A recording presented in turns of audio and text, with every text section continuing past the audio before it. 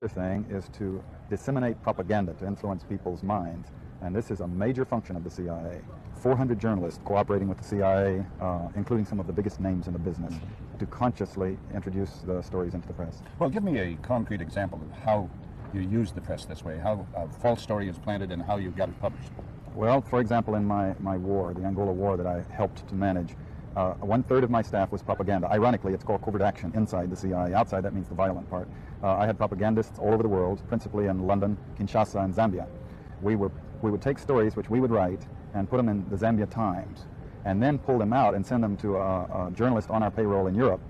But his cover story, you see, would be that he'd gotten them from his stringer in Lusaka, who had gotten them from the Zambia Times. We had the complicity of the government of Zambia, Kenneth Kaunda, if you will, to put these false stories into his newspapers. But after that point, the journalists, Reuters and AFP, the management was not witting of it. Now, our contact man in Europe was, and we pumped just dozens of stories about Cuban atrocities, Cuban rapists.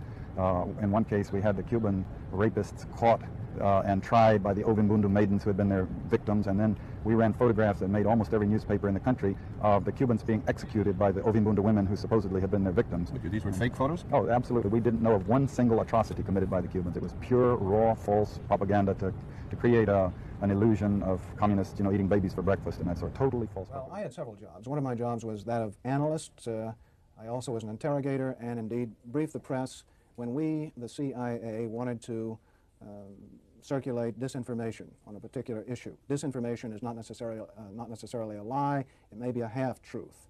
And we would pick out a journalist. I would go do the briefing and hope that he would put the information in print. For instance, if we wanted to get across to the American public that the North Vietnamese were building up their force structure in South Vietnam, I would go to a journalist and advise him that in the past 6 months, X number of North Vietnamese forces had come down the Ho Chi Minh Trail system through southern Laos.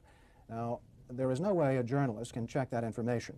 So either he goes with the information or he doesn't, and ordinarily or usually, the journalist would go with it because it looked like some kind of exclusive.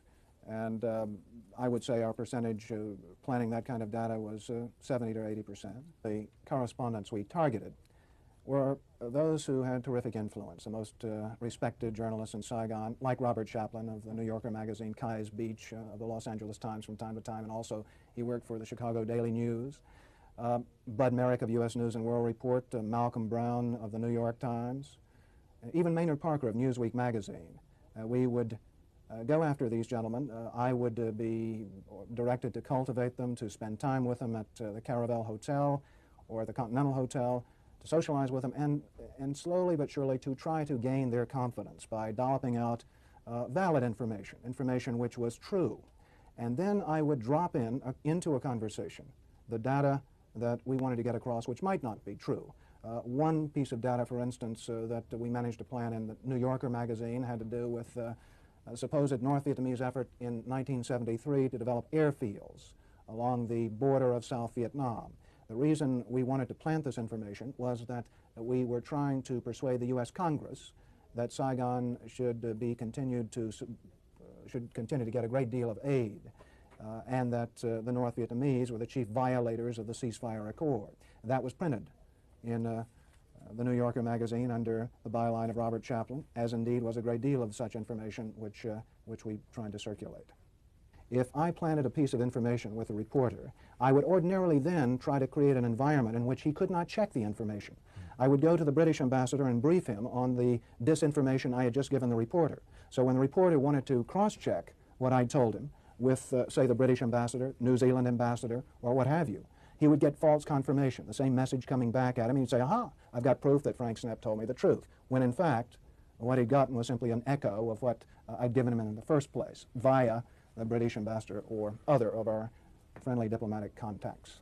I am, as an ex-CIA agent, opposed to the disinformation activities in which I was involved. I admit that I was involved, and I think it served no useful purpose. Propagandizing the American public or Congress is not the CIA's job.